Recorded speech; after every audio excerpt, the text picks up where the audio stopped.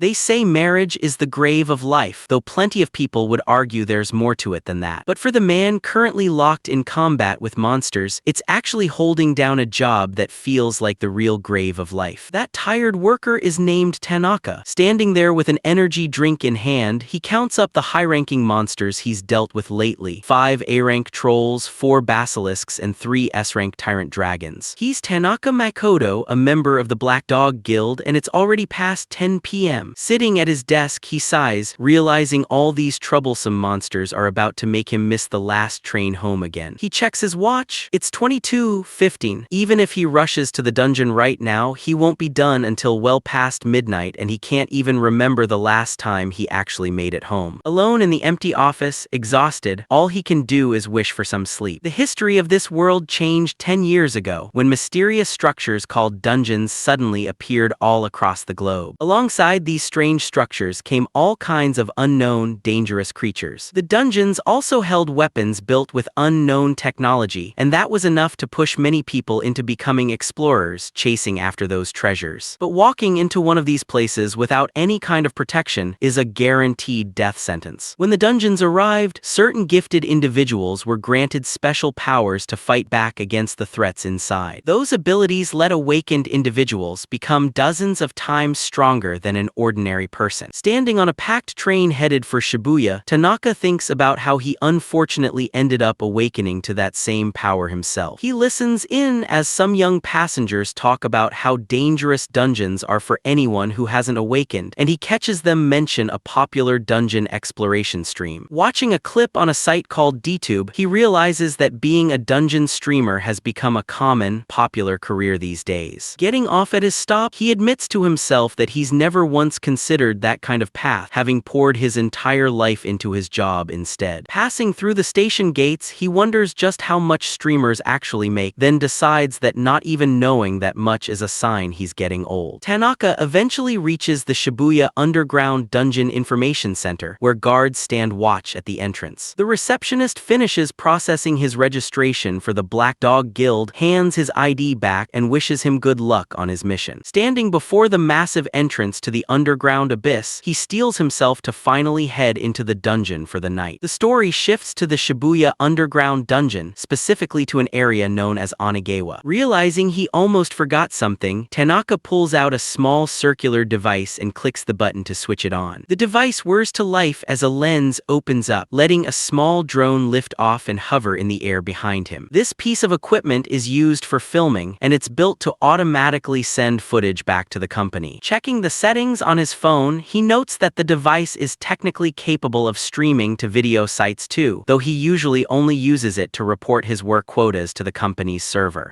He suddenly loses his balance and stumbles forward. A nearby guard asks if he's alright, and Tanaka weakly answers that he's fine. He explains that he just felt a little dizzy, but as he glances at his phone, the guard can't help but note that he looks like a walking corpse. As he starts his descent into the dungeon, he reflects on the fact that he hasn't been home in 2 weeks and only managed a 2-hour nap today. Standing at the cave entrance, he wonders when he last got a decent night's sleep and starts to question the state of his life. He thinks about the reality of working for Black Dog, his employer, which technically functions as a government subcontractor, a title that sounds respectable but is actually anything but. Being a subcontractor means the company gets stuck handling the dangerous S-rank subjugations and material collection jobs that even the government wants nothing to do with, leaving him with an endless pile of difficult work. He knows that at this rate he might actually work himself to death, yet he's kept so busy that the thought of quitting never even crosses his mind.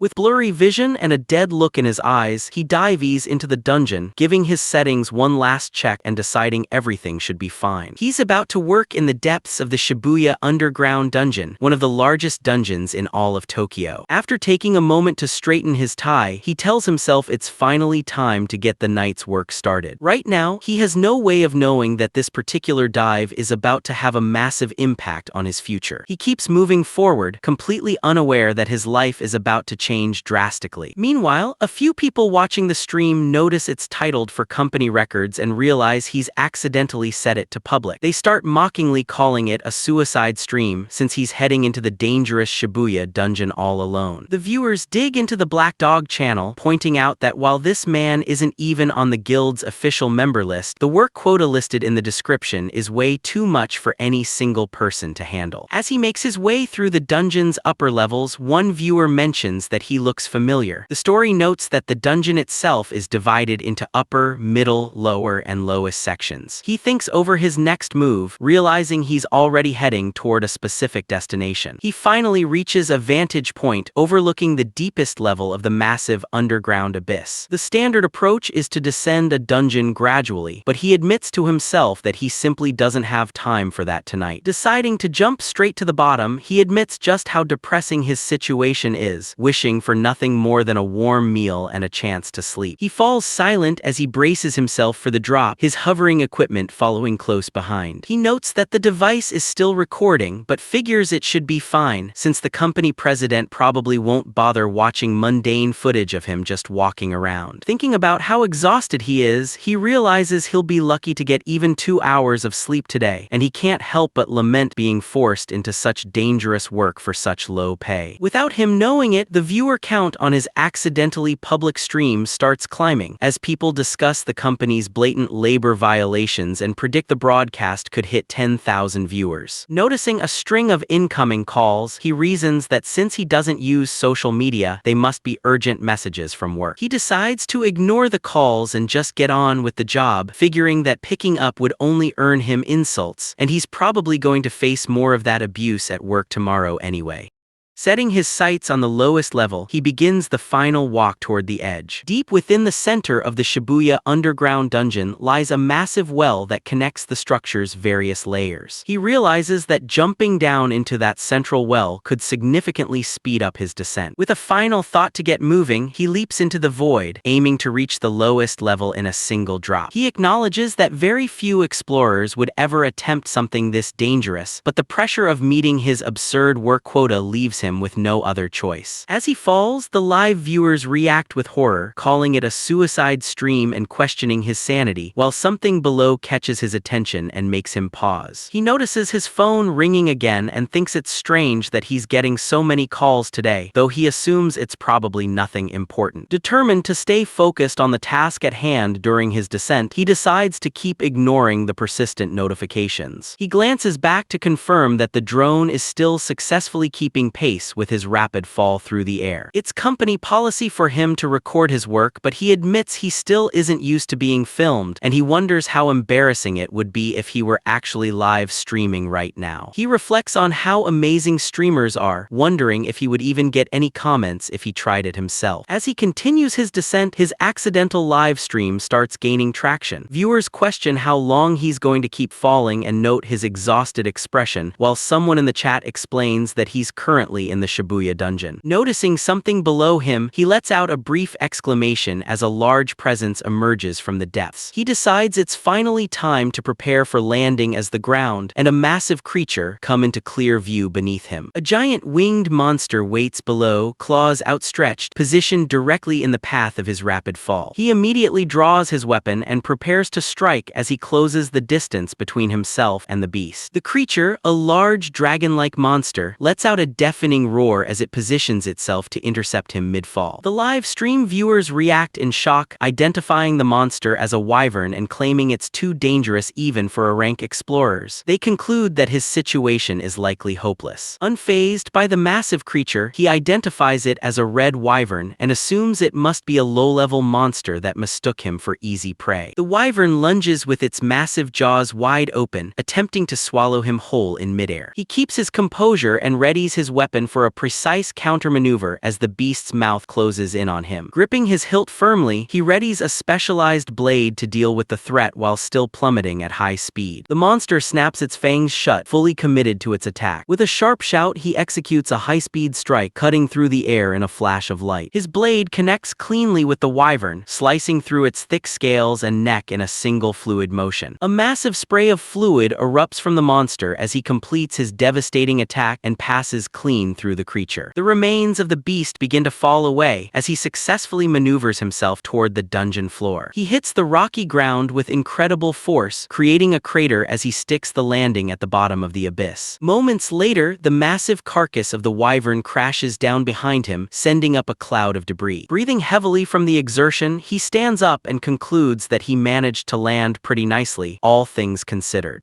The livestream viewers are in shock, questioning how the red wyvern got split in half when he didn't even seem to unsheath his sword, speculating that his speed exceeded the camera's frame rate. Tanaka himself just notes that his legs are numb from the fall but figures the feeling will pass soon. The audience count on the stream suddenly surpasses 50,000 people as his feet start spreading across social media like wildfire. Bothered by the constant buzzing of his phone, he grows frustrated by how many times he's being called while he's just trying to get through the dungeon. Facing forward, he braces himself as several massive trolls block his path. A variety of high-level threats appear, including a large dragon, prompting him to remark that things are finally getting interesting. He confirms his location at the lowest level of the dungeon, acknowledging it as a dangerous area overrun by powerful monsters. Looking closer at the horde, he identifies the first group of enemies as trolls and minotaurs. He continues his assessment, spotting basilisks and death knights while nodding that every creature here is a dangerous monster. His gaze finally settles on a tyrant dragon, which growls as it stares him down. He admits the situation is tough enough that he doesn't want to fight, but he realizes he has no choice since he still needs to fulfill his work quota. Grasping the hilt of his blade, labeled Tanaka, he declares that it's time to work and fully draws his weapon. As the massive trolls let out a roar, he charges directly toward them at high speed. He skillfully maneuvers beneath the monsters, sliding between their legs to bypass their initial strike. He recalls his first encounter with trolls, remembering how their muscular builds and intimidating faces gave him a hard time back then. Moving with incredible precision, he executes a lightning-fast strike as he passes the monsters. He explains that while trolls are highly durable, they have no special abilities and can be easily stopped by a single cut to the neck. He walks away as 3 trolls fall, decapitated simultaneously, nodding that they're actually among the weaker monsters found down here. The viewers are in disbelief that he could one-hit A-rank monsters so easily, with some even accusing the footage of being edited as more people flood in from social media. Looking exhausted, he lets out a tired sigh of annoyance. As his phone keeps vibrating, he finally loses his temper and yells that he's at work and tired of being pestered. Tanaka stands directly in front of a massive, chameleon-like creature that looms over him. The creature fixes its gaze on him while he maintains a calm, tired expression as he prepares to engage. Livestream viewers identify the monster as a rare basilisk found only in the lowest levels and express fear at its appearance, noting that footage of one alive is extremely rare as the viewer count surpasses 5 million. While the audience celebrates hitting this new milestone of 5 million viewers, the monster lets out a low, guttural sound as it prepares to attack. He explains that the creature's breath has the power to turn anyone it touches into stone, which would mean an immediate end to the hunt. He notes that while parties can use items to heal petrification, he's a perpetual soloist with no companions to rely on if he gets hit. Recognizing the danger, he determines that he has to finish the fight quickly before the creature gets a chance to exhale its deadly breath. Seizing the moment, he lunges forward with a decisive strike aimed at the creature's neck. The basilisk lets out a final, pained roar as its petrifying breath leaks out harmlessly following his successful attack. He calmly walks away from the scene as the massive beast collapses into the ground behind him.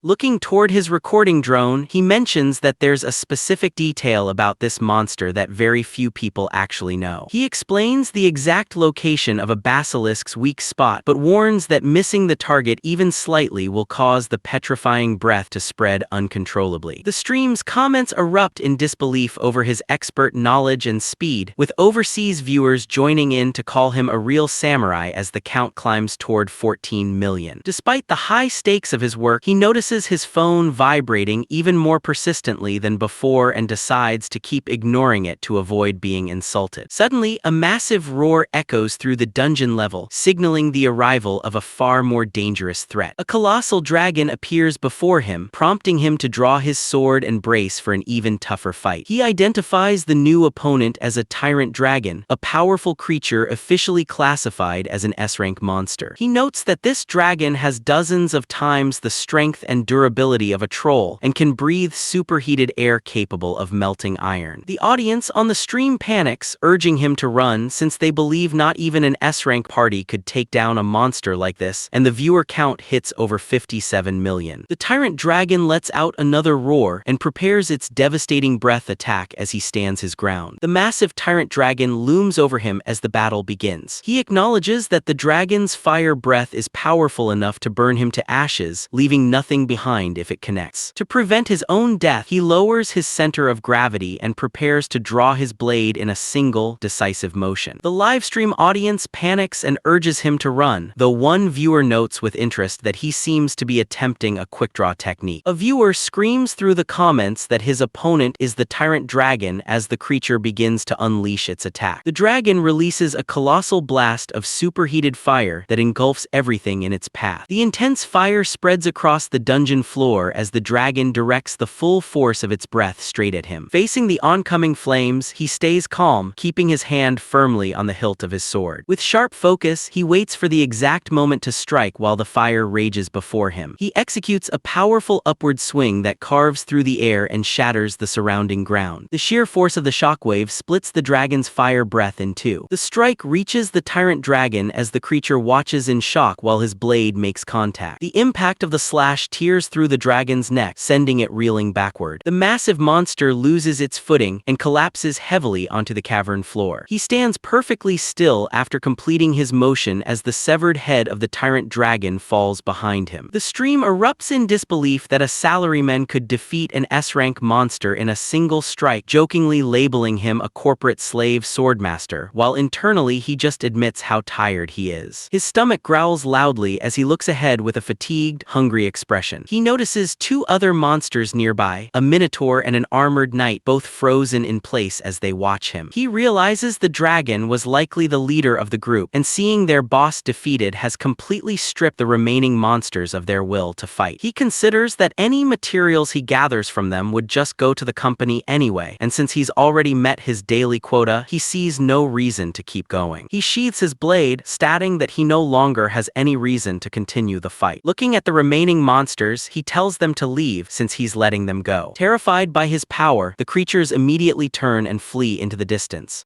Looking at the path of destruction he's left behind, he notes that he finished earlier than expected and plans to collect the materials he needs for his quota before heading home, though he decides to check something on his phone first despite his reluctance. As he activates his device, he's met with a staggering notification count: 9,999 unread messages. He clicks on the notifications to see what caused such a massive influx of activity. He screams in total shock as he stares at the screen, unable to believe he's got nearly 10,000 notifications, even though he knew he'd been getting some calls earlier. He finds the whole thing completely ridiculous and quickly swipes to unlock his phone, wondering what could possibly be going on. His confusion grows as the phone pings repeatedly with alerts telling him he's received a surge of comments on DTube. He looks at the screen in horror, realizing there are thousands of comments being posted directly onto the Black Dog official channel video. With wide, panicked eyes, he stares at the reflection on the screen, struggling to understand the situation. He desperately tries to recall his settings, believing he'd restricted the stream to the company only, but he's devastated to find that the public setting was actually set to anyone. He's overcome with a sense of defeat as he realizes he completely missed the correct setting during setup. He looks up at the floating camera drone and realizes that everything he's done up until now has been streamed to the entire nation, though he tries to convince himself that a stream like his couldn't have attracted many viewers. His heart sinks as he watches the viewer count rapidly tick past the millions, reaching an impossible total of over 100 million people. He drops to his knees, considering that while the company account only has about 2,000 subscribers, the number of people currently watching him is beyond comprehension. He realizes that this is, in reality, far more engagement than even the most famous streamers get, since most of them never even reach 1 million viewers, let alone 100 million. The comment section erupts with people celebrating that he's finally noticed them, praising his skills as cool, and laughing at his earlier comment about work starting. He looks on in terror as viewers tell him that corporate slave swordmaster is now trending on social media, with various guilds already begging him to join and asking how he got so strong. As the comments keep flooding in, he concludes that no matter what he says at this point, it will never be enough to calm the situation down. Tanaka remains on his knees, surrounded by the remains of defeated monsters, realizing he'll undoubtedly have to write a formal report on the chaotic events that just went down. The story moves to the day after the massive stream incident at the Black Dog Guild building as Tanaka faces the prospect of his retirement. Inside his home, he hides under a blanket, trembling in shock, lamenting the fact that he's suddenly become the main topic of conversation across the internet. Scrolling through the news on his phone, he finds headlines detailing his solo conquest of the lowest dungeon level and his victory over an S-rank tyrant dragon, alongside reports about the astronomical viewer count and potential labor law violations by the Black Dog Guild. The video of his fight has already garnered nearly 10 million views and tens of millions of likes, prompting him to nervously check how the situation is developing on other social media platforms like Twitter. He finds social media posts praising his overwhelming strength and questioning how he stayed unknown for so long, with commenters speculating that Black Dog was hiding him to secure government contracts, while others note his exhausted appearance. Overwhelmed by the public's intense and scrutinizing reaction, he tosses his phone onto the couch and buries his face in his hands. He wonders if this is what people mean by going viral, admitting that his life of constant work has left him unfamiliar with internet culture and feeling like he needs to consult someone more tech-savvy. He acknowledges that he might be the only person diving solo into such deep levels, but wonders if that alone is really enough to cause this much national chaos. He reflects on his habit of diving alone in recent times, which has left him completely out of touch with the current power levels and standards of other explorers in the field. He recalls starting his career back when dungeons first appeared, and while he considered himself fairly capable, he never imagined his abilities would cause an impact this massive, leading him to wonder if there's some specific reason behind the public's fascination. He considers that the attention might stem from his appearance as a typical, unimpressive salaryman in a suit, noting that the dark circles under his eyes make him look nothing like a traditional heroic explorer. He realizes that the stark contrast between his mundane appearance and his extreme combat skills is likely what triggered the public outcry, but his thoughts are interrupted when his phone starts vibrating on the cushion.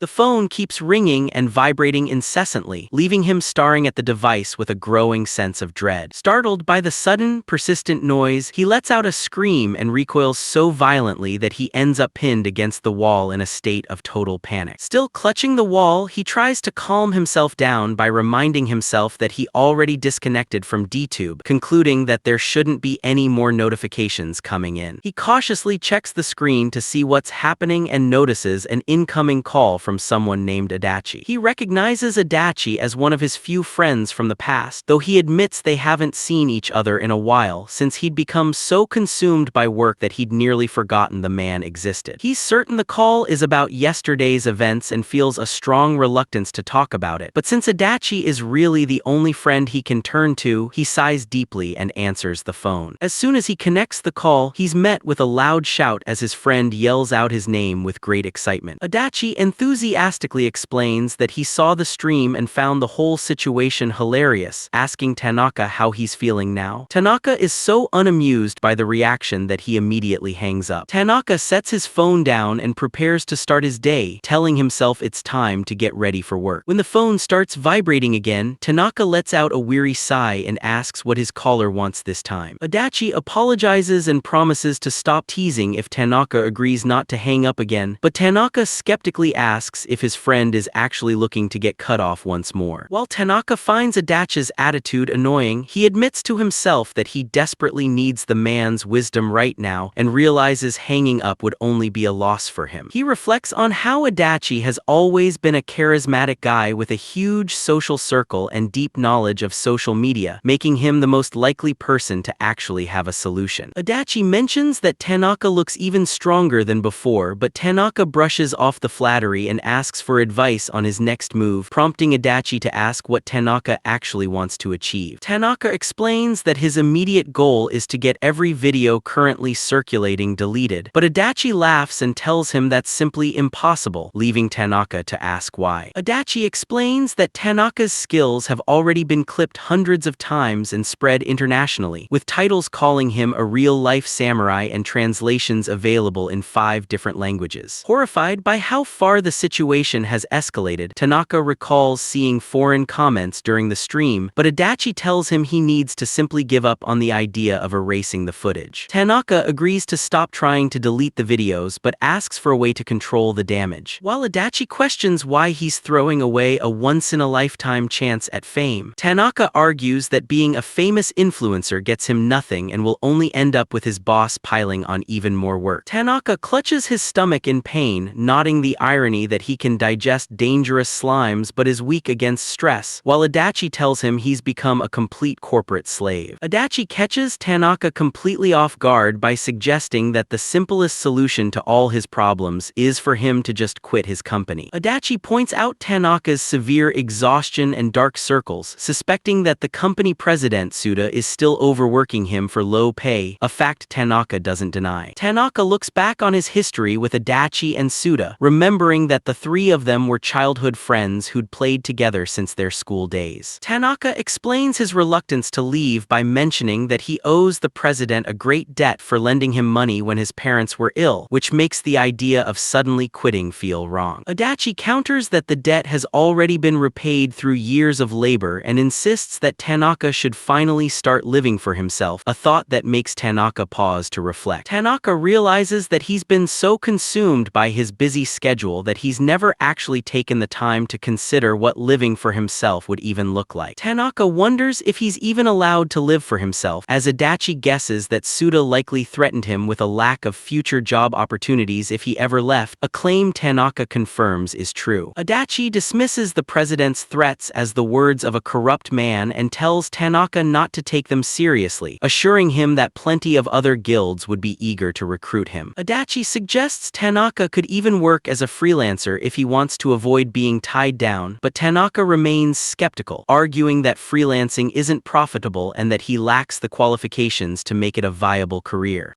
Items obtained inside a dungeon can't be exchanged directly for yen. They first have to be converted into a special currency called gold. He reflects that usually only companies possess the qualifications needed to exchange this currency, which makes it nearly impossible for individuals to do it on their own. While the exchange system is tedious, it's a necessary measure to keep the valuable items found in dungeons from completely tanking the global economy. Adachi notes that most other countries use similar systems before clarifying that he isn't suggesting Tanaka go freelance, but rather become a dungeon streamer. Adachi confirms the suggestion with a laugh, emphasizing that Tanaka should seriously consider becoming a streamer for his next career move. He explains that dungeon streamers don't need any special qualifications to earn money, though Tanaka skeptically wonders if he's actually cut out for that kind of thing. Adachi promises to support him to the best of his ability if he decides to take the path of streaming, leaving Tanaka deep in thought. Tanaka realizes that since Adachi works for a company that supports explorers, he's a reliable friend who likely knows everything about the streaming industry. Feeling reassured by the offer, Tanaka tells Adachi that he's counting on his help for whatever comes next. Adachi laughs at the response, but Tanaka admits that he still finds it hard to actually picture himself leaving his current company. He confesses that being unemployed feels like too heavy a burden for someone his age, and reveals that he once held a great deal of admiration for his friend. When Adachi reacts with surprise, Tanaka clarifies that his true admiration was for the explorers who braved the dungeons. He explains that after seeing Adachi fight, he realized that if people that amazing already existed, he didn't feel the need to dive into dungeons himself. That realization led him to pursue a career supporting explorers instead, hoping he could one day provide help to a certain someone. Adachi mocks him for being slow to realize his own motivations, questions, while Tanaka asks if the person he wanted to support was someone he already knew. Tanaka jokes that he must have hit his head if Adachi's offer sounds this attractive, even joking that he could hire his friend as a waiter if he ever opened his own company. Adachi assures him that since he could defeat a tyrant dragon, he won't lose to a man like Suda, prompting Tanaka to say goodbye and promise to stay in touch. As the clock reaches nearly 8 in the morning, Tanaka sits at his desk and prepares for the start of another workday. Suddenly, the quiet atmosphere of the office is interrupted by the sound of heavy footsteps approaching his station. An angry man slams his hand onto the desk, gritting his teeth in a rage, but Tanaka remains calm as he looks up at his boss. The boss enters the room and calls out for Tanaka, warning him to be prepared for the consequences of his actions. Tanaka stays seated at his desk as the boss stands before him with two subordinates, creating a tense confrontation in the middle of the office. The boss screams at Tanaka, demanding to know if he fully understands the weight of what he's done, while Tanaka just looks on with a weary expression. Tanaka clutches his stomach in pain, realizing that the mere sound of the man's voice is enough to make his stomach churn, and that he's more susceptible to stress than he thought. After exhaling sharply, Tanaka reflects that his recent conversation with Adachi has led him look at the situation objectively, when otherwise he might have just given up.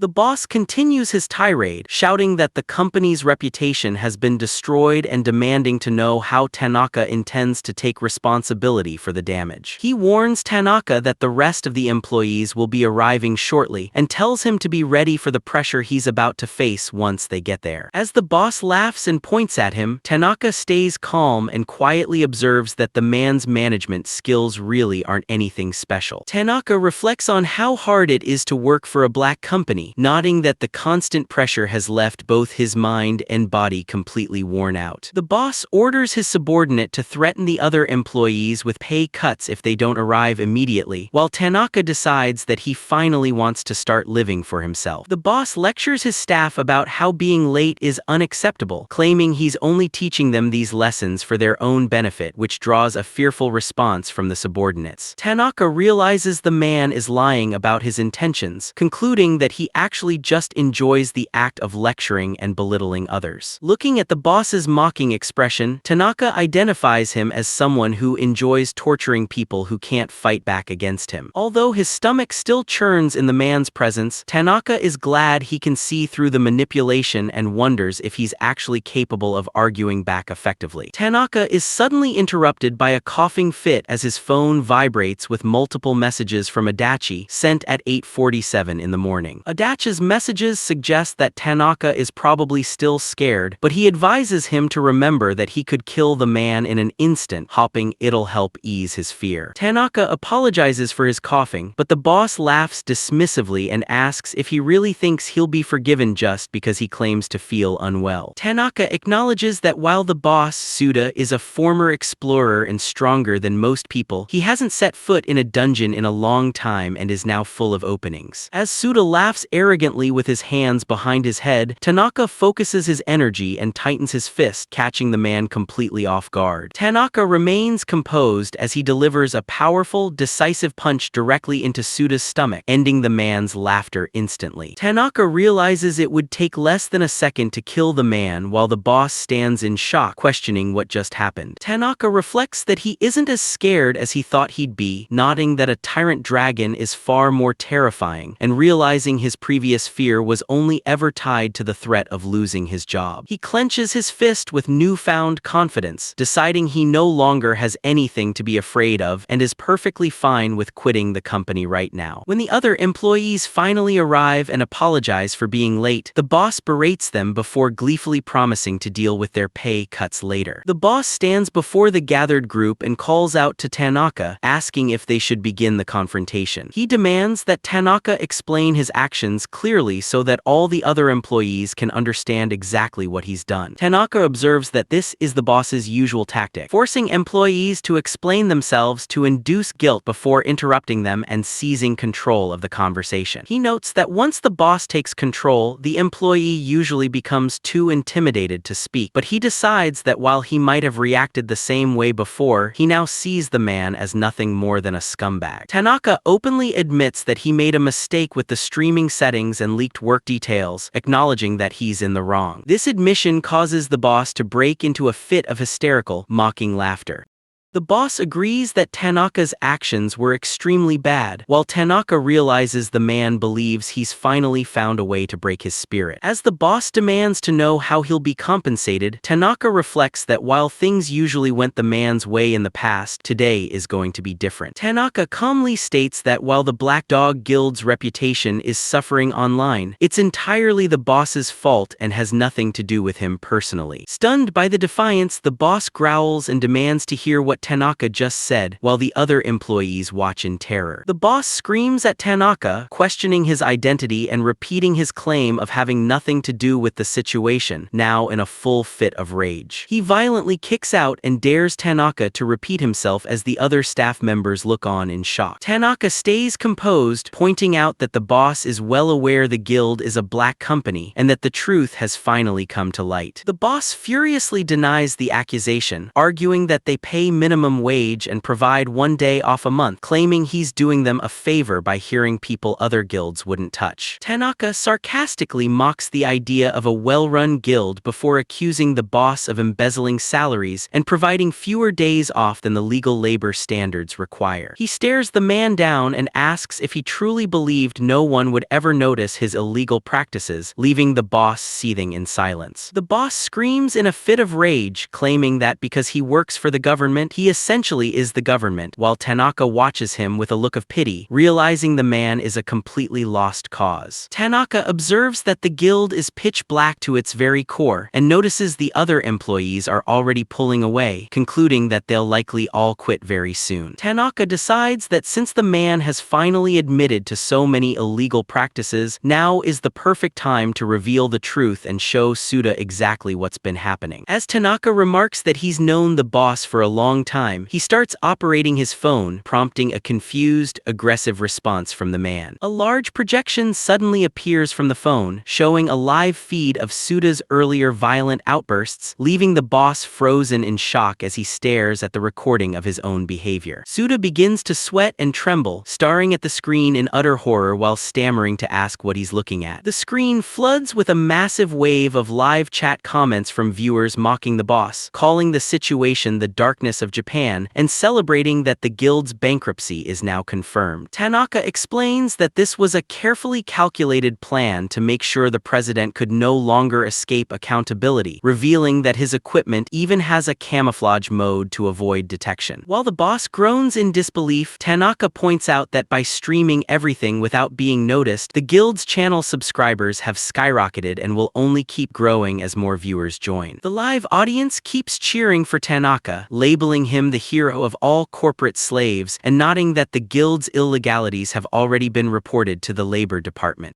Losing his last bit of sanity, the boss calls Tanaka an ingrate and draws a jagged, organic-looking knife that pulses with a sinister energy as the other staff members watch in terror. Tanaka recognizes the weapon immediately, identifying it as a specialized blade used only inside dungeons, one with an extremely high lethality rate. Suda laughs maniacally and tells Tanaka to prepare to die, while Tanaka calmly reflects that bringing a weapon like that out of a dungeon is a direct violation of the Dungeon Management Act. Screaming Tanaka's name, the boss lunges forward with all his strength, thrusting the lethal blade directly toward Tanaka's chest. The employees cry out in horror at the sight of the attempted murder, while the boss's expression turns predatory and Tanaka maintains a steady, unwavering gaze. As the blade draws closer, Tanaka finds the movement incredibly slow, showing no sign of panic as the attack approaches. Tanaka analyzes the strike, noting that the boss moves much slower than the monsters found in the lowest levels of a dungeon, and concluding that the man has become completely corrupted and weak. With a single, precise motion, Tanaka parries the attack, sending the organic knife flying out of the boss's hand and into the air. The boss stares at his empty, trembling hand in pure shock, unable to comprehend how his attack was neutralized so easily. Suda collapses to the floor in agony, clutching his arm and groaning, while Tanaka stands over him and coldly declares that his time is finally up. up. Tanaka tells the fallen boss that it's time for him to understand a little bit about human pain. The boss looks up at Tanaka with a face full of resentment and shock, unable to say more than a single word of protest. Without any hesitation, Tanaka delivers a powerful punch directly into the man's stomach. The sheer force of the impact sends the boss flying backward, completely destroying the office furniture in his path while Tanaka stands calmly. The boss screams in agony as the momentum of the strike carries him through the air. He continues to tumble through the wreckage of desks and paperwork, unable to stop his backward flight. The surrounding employees watch the scene unfold in absolute terror, screaming as the violence erupts right in front of them. The boss finally hits the back wall with enough force to shatter the structure, and a sign proclaiming his own divinity as the president. He collapses into a heap amid the rubble and the cracked wall, barely clinging to consciousness. Tanaka adjusts his clothes and sighs in relief, nodding that he feels much better now. He reflects that he held back enough to make sure the man survived, hoping the lesson finally sinks in. As Tanaka turns to leave the room, the other staff members remain frozen in place, with one of them weakly calling out his name. Despite the devastating blow, the boss struggles to his feet against the shattered wall and vows never to forgive Tanaka, prompting Tanaka to recognize that the man's spirit remains unbroken thanks to his past as a tough explorer. Gasping for air and bleeding, the boss claims that Tanaka has humiliated him, while Tanaka realizes the man's mountainous pride won't let him stay down, though he worries further attacks might actually prove fatal. The boss suddenly turns his rage toward his subordinates, screaming to ask what they're doing, which leads Tanaka to think the man is only making things harder for everyone. Screaming that they're all useless, the boss orders the employees to kill the criminal who dared to attack him. Tanaka watches with a bored expression as the boss keeps threatening the staff, shouting that he'll cut their pay if they don't stop Tanaka immediately. The boss laughs maniacally while reminding a promising young employee that losing his job now would end his career in the industry, forcing the terrified man to comply. Desperate to protect his livelihood, the young man starts running toward Tanaka while the other employees watch the hopeless confrontation. The employee apologizes and explains that he'll only try to hold Tanaka down without hurting him, and Tanaka calmly gives him permission to go ahead. With a look of desperation, the young man lunges forward, hands outstretched to grab Tanaka. Tanaka watches the employees approach, nodding that while aiming for his legs to gain the upper hand is a strategic move, the man's intentions are far too obvious. Tanaka finds the man's movement slow as he prepares to intervene. Tanaka immediately slams the employee onto the floor, leaving him groaning in pain. The defeated employee lies face down with a swelling bump on his head, while the boss watches in disbelief from the background. Tanaka helps the fallen man up as the boss screams that they're all useless and vows that a simple pay cut won't be enough punishment.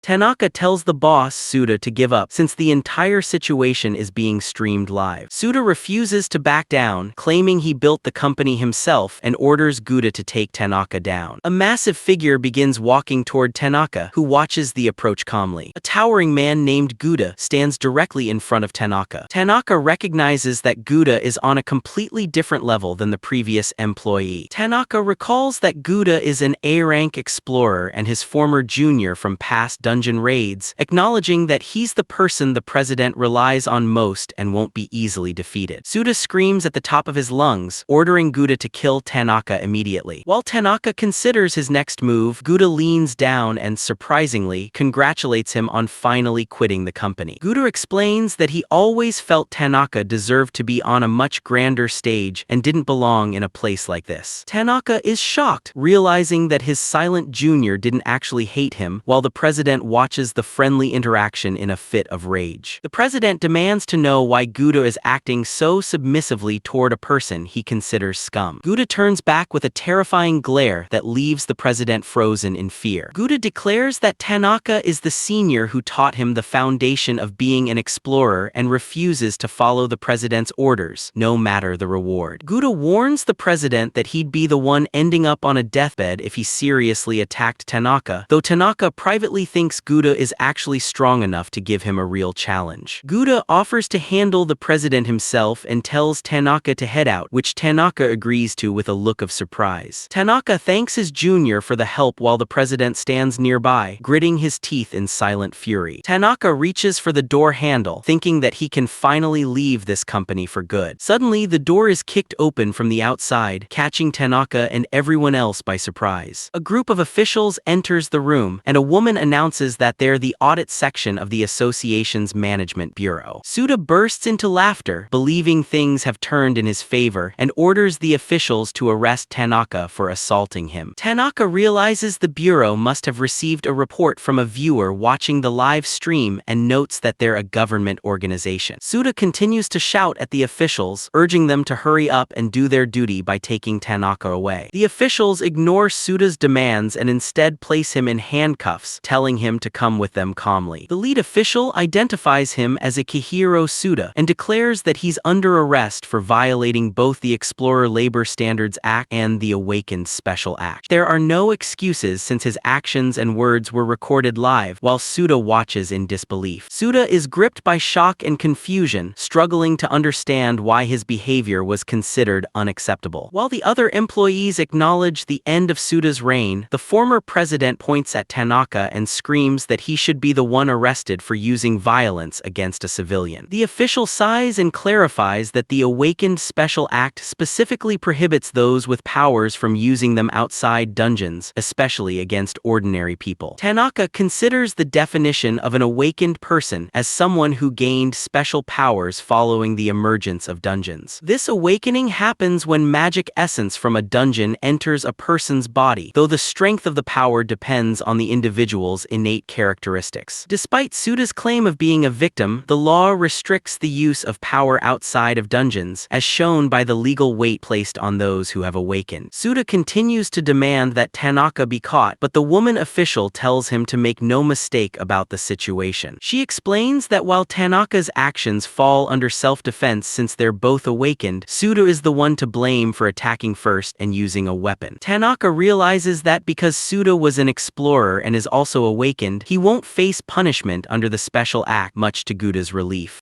The official then addresses Tanaka Makoto directly, stating that she'll need him to come to the public office as well. Tanaka expresses his reluctance about having to go to the public office, while the female official stares at him with a sharp, silent intensity. Tanaka eventually recognizes her face and asks if she's Amatsuki, prompting her to sigh and remark that he only just noticed. Suda is visibly shocked to hear the name Amatsuki Kanade, as Tanaka silently observes how much she's grown since they last saw each other. Suda questions why the chief of Subjugation Unit 1 is personally involved, but it's explained that a unit member must be present when arresting an awakened offender. Suda continues to scream, demanding to know why a top official is there, while the official notes that normal officers lack the ability to catch an awakened who decides to flee. Tanaka considers it strange for someone of Amatsuki's status to handle a minor criminal like Suda, given that her unit is an elite division within the Ministry of Monster Control. The unit is made up of highly skilled awakened who manage city monster outbreaks and arrest powerful criminals, with Amatsuki Kanade serving as their chief official. She's recognized as a brilliant and powerful rising star who holds a prestigious position within the ministry. Tanaka recalls that even though she's younger, her talent was evident back when they used to dive into dungeons together, growing closer with every mission. He laments the vast gap between his life as a corporate slave and her elite career, while she claims there's no deep meaning behind her being there. She insists she was merely the only person available, but Tanaka finds this hard to believe given her schedule and wonders if she actually came to see someone specific. Without further explanation, Amatsuki turns around and prepares to leave. Tanaka wonders if she's come to hate him, just as Amatsuki orders her subordinates to take Suda away. Suda continues to resist, shouting that he's a president and demanding the officers let him go. As he's let out, Suda screams Tanaka Tanaka's name and vows that he'll eventually come back for his revenge. Suda's rants about his taxes and paying the officials' salaries echo down the hallway until an official threatens to tighten his handcuffs if he doesn't stop resisting. Tanaka sighs with relief that the chaos over his resignation is finally over, but Amatsuki tells him she still needs to hear his side of the story. When she asks him to come with her, Tanaka requests to do it later, explaining that he's at his limit after weeks without proper sleep before heading toward the window. Amatsuki is caught completely off guard as Tanaka suddenly moves to make his exit through the window. Tanaka reflects that he would have complied with an unknown official, but he believes Amatsuki will be more understanding, and he leaves behind his black dog business card as he goes. Tanaka tells the officials he'll talk later and suggests they call the number on the card before making his exit. He immediately leaps from the window, descending toward the city streets below. Amatsuki Kanade rushes to the window and shouts that she came all this way specifically to see him. As he moves away, Tanaka briefly wonders if she said something, but he ultimately dismisses it as a trick of his imagination. Amatsuki stares at the business card he left behind, reflecting on how their days of diving into dungeons together have become a distant memory.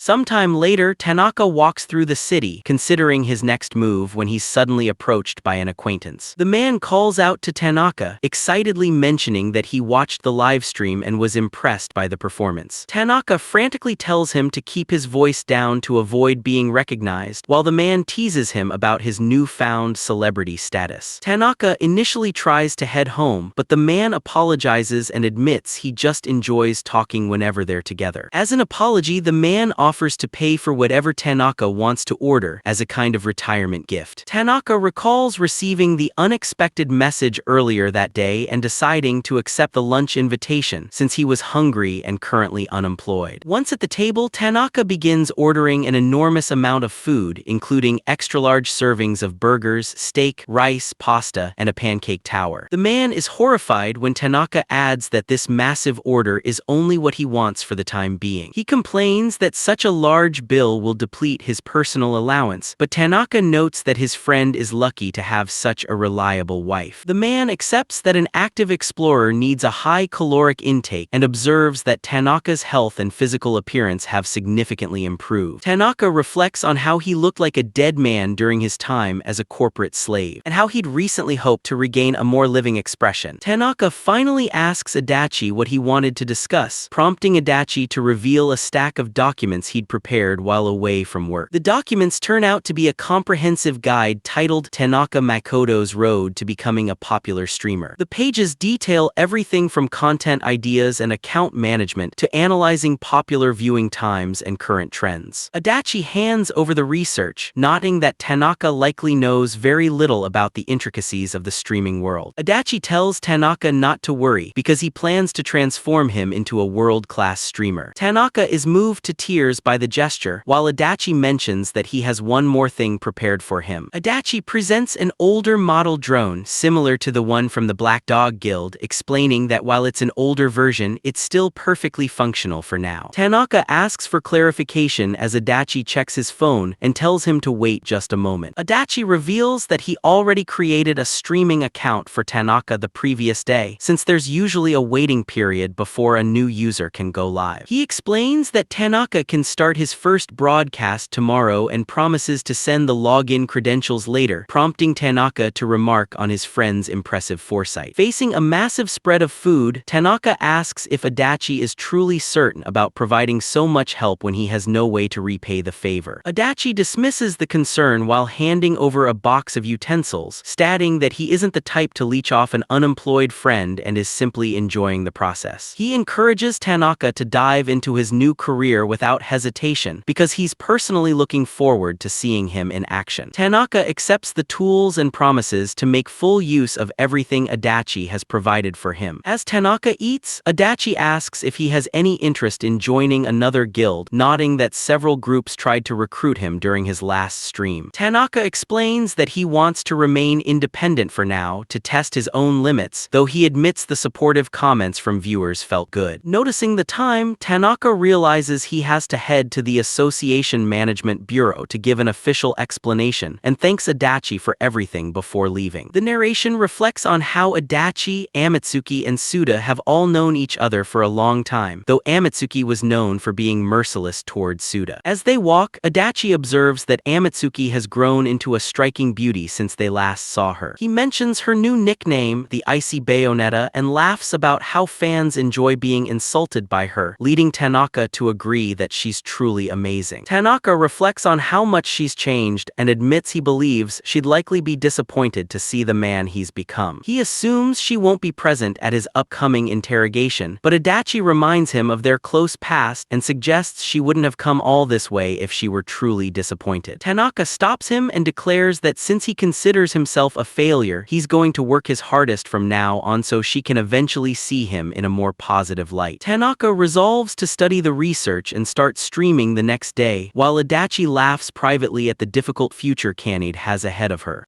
Adachi promises to watch the stream while he works and tells the man to do his best, prompting another round of thanks as they prepare to part ways. Tanaka arrives at Nishi Shinjuku Station to begin the journey for his new career. Seeing the sign for the Nishi Shinjuku Cliff Dungeon, he wipes sweat from his neck and remarks on how scorching the heat is. Despite the weather, he expresses his happiness at his new lifestyle, nodding that he can now wake up whenever he wants and travel on empty trains. As he heads down the stairs toward the dungeon entrance, he pumps himself up and declares that it's time to get started. He looks out over the familiar sight of the dungeon and admits that even though it's been a while since his last visit, the view is still amazing no matter how many times he sees it. The massive scale of the Nishi Shinjuku Cliff Dungeon is revealed, showing the depth of the cavernous environment. The narration explains that this particular dungeon formed from a giant crack in the earth, and that explorers have currently mapped out everything up to the middle level. While checking his equipment,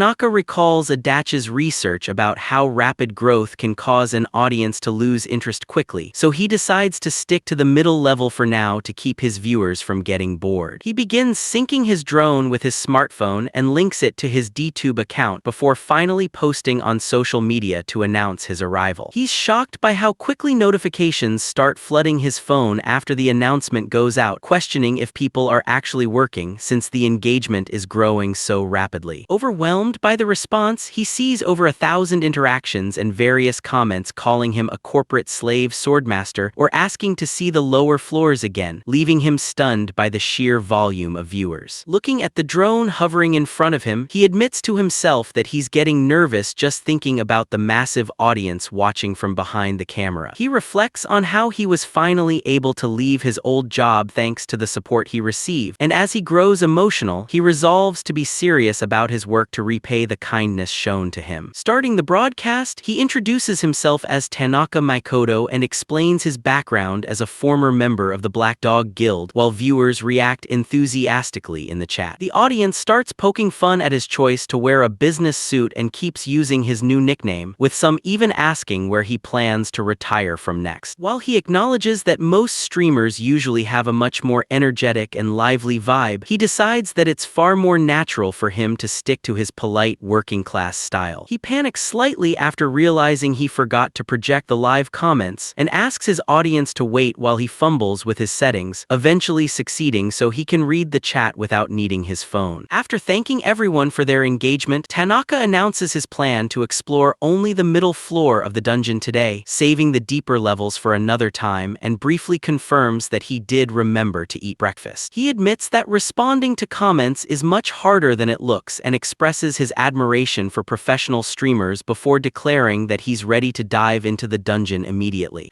As he continues his broadcast, Tanaka shamelessly asks his viewers to promote the stream on social media, admitting that his current status as an unemployed man makes their support vital. He explains that his destination today is the Nishi Shinjuku Cliff Dungeon, located in the middle of a massive cliff, and notes that a control elevator was recently built by the Administration Bureau to save explorers from the arduous journey to the bottom. Upon reaching the area, Tanaka is stunned to find a massive crowd of explorers packed back together at the entrance. He reflects on how he's visited this dungeon several times but never encountered a situation like this, wondering if a rare item or monster was discovered before worrying about how this will impact his scheduled stream. Tanaka grows increasingly anxious as he reads live comments from viewers who are already predicting a failed start or a streaming accident, with some expressing disappointment at the potential cancellation of the dive. The chat begins to turn toxic as viewers claim his previous successes were staged and threaten to unsubscribe, forcing Tanaka to realize he needs to act immediately to keep his first professional stream from becoming a total disaster. He admits to himself that despite studying the materials Adachi provided, things aren't going well, so he decides to salvage the situation by asking someone in the crowd for information. Feeling out of his element, Tanaka approaches an explorer, noting that he rarely talks to strangers and gulps nervously as he prepares to interact. He taps a man in armor on the shoulder and asks for a moment of his time, prompting the man to look up from his phone and acknowledge him. The explorer is instantly shocked upon recognizing Tanaka, calling out his nickname, the Corpuslave Swordmaster. The surrounding crowd starts buzzing with excitement as they realize a celebrity is among them, commenting on how he looks even better in person, which leaves Tanaka feeling physically ill from the sudden surge of attention. The viewers watching the stream realize that Tanaka has already become a celebrity among explorers, noting that those who understand the difficulty of combat truly appreciate how amazing he is. The fan expresses his disbelief at being lucky enough to dive at the same time as a celebrity, but Tanaka steers the conversation back to the problem at hand, asking why the entrance is so crowded. Tanaka is momentarily surprised by the man's use of the abbreviated name Nishi Cliff before the fan begins explaining the cause of the congestion. The explorer explains that the elevator to the entrance is currently broken, noting that while a few groups managed to descend in the morning, the machinery failed partway through the day. He adds that if the situation stays unchanged, the staff won't even be able to retrieve the explorers who already went down, and Tanaka thanks him for the update. Now that he understands why everyone is gathered, Tanaka realizes that waiting for a fix is impossible and switching dungeons would be a letdown, especially since his viewers are already saying they won't wait around. Watching his audience make their own decisions to leave, Tanaka panics as he envisions his subscriber count inevitably dropping. He suddenly remembers a document from Adachi about solutions for streaming problems and finds a saved image suggesting that solving a problem by force, much like a corporate slave would, is the best way to get a positive response. Nearby, at the reception building, the staff are in a state of panic over the phone, confirming that a total of 18 people are currently trapped inside the dungeon, their safety unverified. Tanaka approaches the reception desk to check into the dungeon, prompting the receptionist to cry out in shock upon recognizing the famous Corpuslave Swordmaster. The receptionist excitedly tells her colleague that she's watched all of his videos, leading Tanaka to realize that being recognized by everyone in the industry is going to make his career a lot more difficult. When Tanaka asks to proceed with his check-in, the receptionist explains that entry is currently impossible due to the malfunction, yet he ignores the warning and insists she process his request anyway. Usually, the Dungeon Administration Bureau handles the mandatory applications for guild-affiliated explorers, but as a solo adventurer, Tanaka has to manage the paperwork himself. Because he's a freelancer, Tanaka receives no special treatment, but the staff member eventually processes the request and confirms his check-in is complete.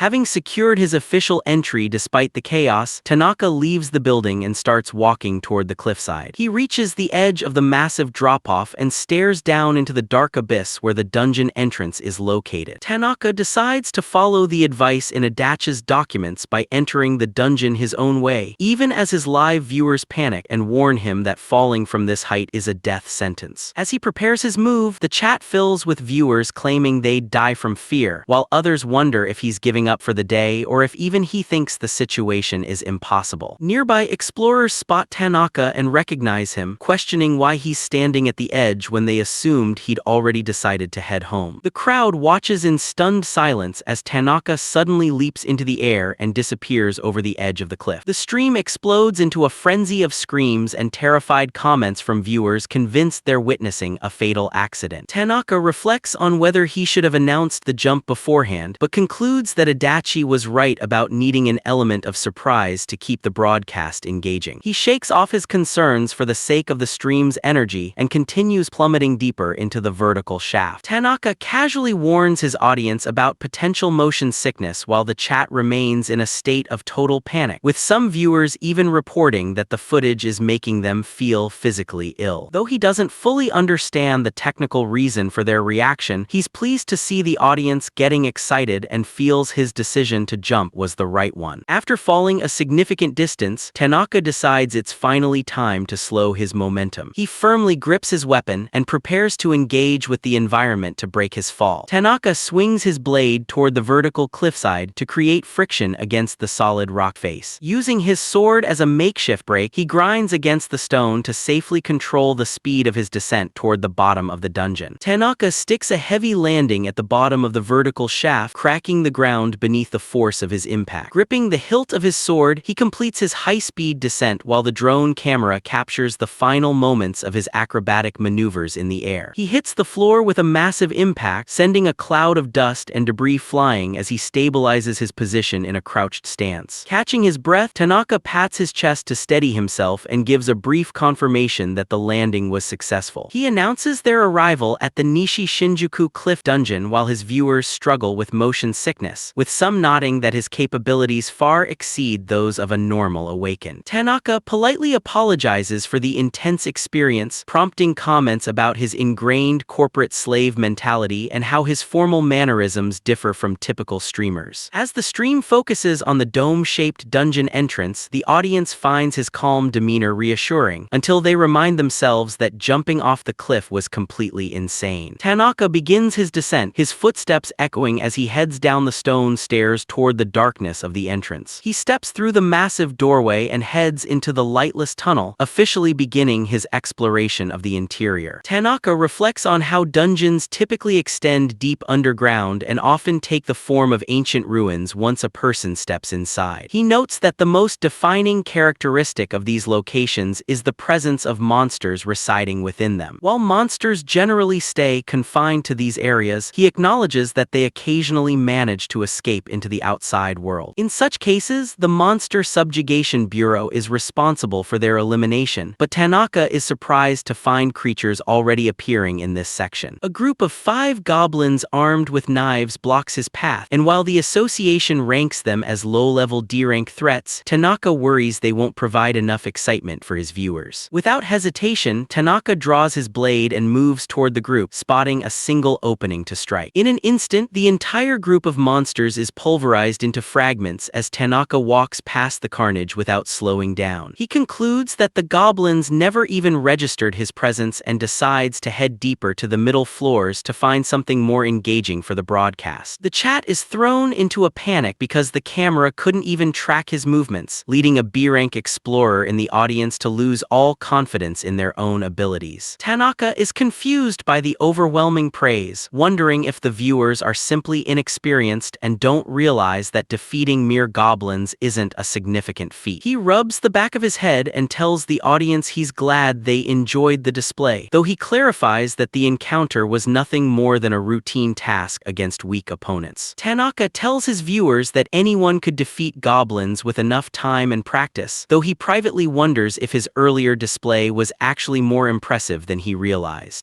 While the audience discusses how his speed surpassed the camera's tracking, a sudden warning alerts Tanaka to a new monster lunging at him from behind, forcing him to draw his blade while jumping into a defensive position. Tanaka lands and prepares for combat, expressing his annoyance at the arrival of these particularly troublesome creatures. The monsters are identified as dungeon rats, comparable to goblins in strength but far faster and known for their incredibly foul odor. Tanaka reflects on his past difficulties with them, explaining that getting their blood on himself results in a rotten smell that lingers for a long time. After noticing that the viewers in the chat share his repulsion toward the monsters, Tanaka realizes everyone is in agreement about how unpleasant they are. He offers to show the audience a clean way to defeat the rats without getting the scent on him, insisting the method is entirely doable despite the viewers' demands for proof. As the chat warns him not to jinx the outcome, 2 dungeon rats shriek and charge charge toward him at high speed. Tanaka focuses on the hilt of his sword and waits for the precise moment the rats leap into the air before initiating his strike. In a single motion, he unleashes a powerful swing that creates a massive shockwave, catching the monsters mid-leap. The force of the blow completely disintegrates the rats, turning them into fragments in an instant. Tanaka stands calmly in the aftermath, confirming to his viewers that by using this technique, he successfully avoided the stench. He explains that the technique is called flying blade, essentially a shockwave created when a blade exceeds the speed of sound, commonly known as a sonic boom. Tanaka hopes the explanation is useful to those watching, but as he checks the comments, he starts to worry about how the audience will interpret his logic. The reactions aren't what he anticipated, with viewers pointing out that humans can't normally shoot sonic blasts and questioning what kind of special company he previously worked for. Tanaka wonders if he should change his approach since things aren't going as planned, but he's interrupted by a notification on his phone featuring encouraging messages and praise for his work. Reassured by the positive feedback, Tanaka decides to continue his current style a bit longer and announces that they'll now move toward the middle floors of the dungeon. As he walks deeper into the cavernous tunnel, he informs his audience that he's set up a question box on social media for anyone who wants to ask him something. Tanaka remains alert as he navigates the dark, rocky interior of the dungeon, followed closely by his camera drone. Suddenly, a pair of larger, more menacing monsters ambush him from the darkness, prompting Tanaka to quickly reach for his blade as they strike. Tanaka quickly dispatches the remaining threats in the dark tunnel before continuing his descent deeper into the cave. He reaches a cavernous opening and pauses for a moment as his camera drone stays close behind him to capture the transition. Tanaka explains to his audience that they've reached the transition to the middle floor, where monsters are stronger, meaning extra caution is needed. As he moves further down, he points out that while the ground and walls look slightly darker, the visual difference is almost imperceptible without close inspection. He asks the viewers how floors are truly distinguished and explains it's through the density of mana essence, an unknown energy that awakens people and grows stronger the deeper one travels. Tanaka references a news report about 18 people hospitalized for mass mana essence poisoning, explaining that just like diving or climbing, the body has to acclimate to avoid death from overextension. He urges his viewers to be careful during their own dives and warns them against jumping directly to the middle or lower floors to avoid the risk of poisoning. After the chat reminds him that he once went straight to the lowest floor, Tanaka admits he did exactly that in the past, leading to a mix of skepticism and curiosity from his audience. He clarifies that he has a much higher resistance to mana essence than average people, which lets him jump deep without issues, but warns that anyone else trying it might literally explode. Tanaka notices the chat is now buzzing with questions about how he acquired such high resistance and how they might increase their own. Seeing that no monsters are currently in sight, he decides to answer some questions and explains that resistance builds up the longer a person stays inside a dungeon. He holds up his hands to emphasize the scale, stating that reaching his level of immunity requires being exposed to mana essence for 350 hours every month for at least 5 years. Giving a thumbs up, he tells the audience that spending that much time in a dungeon would naturally result in a high level of resistance. The viewers respond with disbelief and horror, with many pointing out how impossible such a schedule is, and others joking that his previous life as a corporate slave sounds like a prison sentence. Tanaka smiles weakly and agrees that he has no desire to return to that grueling lifestyle either.